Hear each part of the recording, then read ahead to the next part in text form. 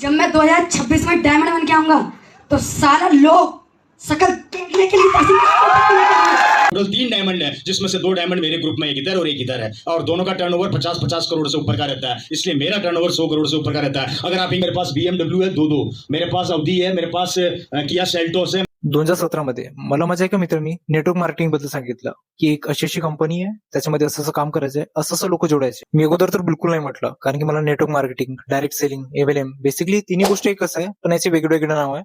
याच्यामध्ये मला बिलकुल इंटरेस्ट नव्हता. पण जो माझा मित्र होता तो रोज माझ्या घरी येत होता आणि रोज तेच गोष्ट सांगत होता. मग त्यांनी मला एका सेमिनार मध्ये नेलं, जे की माझ्या सिटी मधल्या सगळ्या मोठ्या हॉटेलपैकी एकामध्ये होता. आणि सेमिनार मध्ये एकदम वेगळा माहोल, एकदम वेगळी वाईब, सगळे सिनियर्सची एकदम रिस्पेक्ट करताय, सगळे सिनियरच्या गडामध्ये हार टाकत आहे, सगळे टाळ्या वाजवत, कार, पैसा, फॉरेन ट्रिप, घर, मोठ्या लेवलच्या गोष्टी होतात. ते सगळं ऐकून माझा एकदम ब्रेन वॉश झाला आणि मी नेटवर्क मार्केटिंग मध्ये 12,000 रुपये टाकले. आणि 12,000 रुपये टाकल्यानंतर मग मला रिअलाइज झालं की बाई हे सगळं स्कॅम आहे. आणि बरं झालं की मी माझ्या अंडरमध्ये कोणाला जॉईन नाही केलं.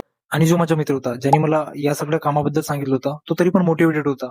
आणि त्याच्यानंतर त्यांनी खूप कंपनी बदलली, एक कंपनीपासून दुसरी कंपनी, दुसरी कंपनीपासून तिसरी कंपनी. नेटवर्क मार्केटिंग मध्ये लाखो रुपये कमवल्यानंतर त्याच्या जीवनामध्ये एक पॉईंट असा आला की मग त्याला समजलं की हे खरंच स्कॅम आहे, आणि त्याने पण ते काम सोडून दिलं. बेसिकली हे जे नेटवर्क मार्केटिंग वाले लोक आहे, हे गरीब, लोअर मिडल क्लास, कमी शिकलेले, हाऊसवाईफ जे घरी बाहेर राहतात त्यांना टार्गेट करतात. नेटवर्क मार्केटिंग मध्ये कधी पण एकदम श्रीमंत लोक, एकदम हायली एज्युकेटेड लोक कधी पण नाही बनणार. हायली एज्युकेटेड किंवा श्रीमंत लोक हे त्यांना हुंगत पण नाही. ते लोक खूप तारीफ करतात आपल्या प्रोडक्टची, की आमचं प्रोडक्ट खूप चांगलं आहे, आमच्या प्रोडक्ट सारखा प्रोडक्ट मार्केटमध्ये नाही आहे. जर तुमचं प्रोडक्ट तेवढंच चांगलं असतं तर तुम्ही नेटवर्क मार्केटिंगच्या थ्रू त्याला सेल नसते केलं.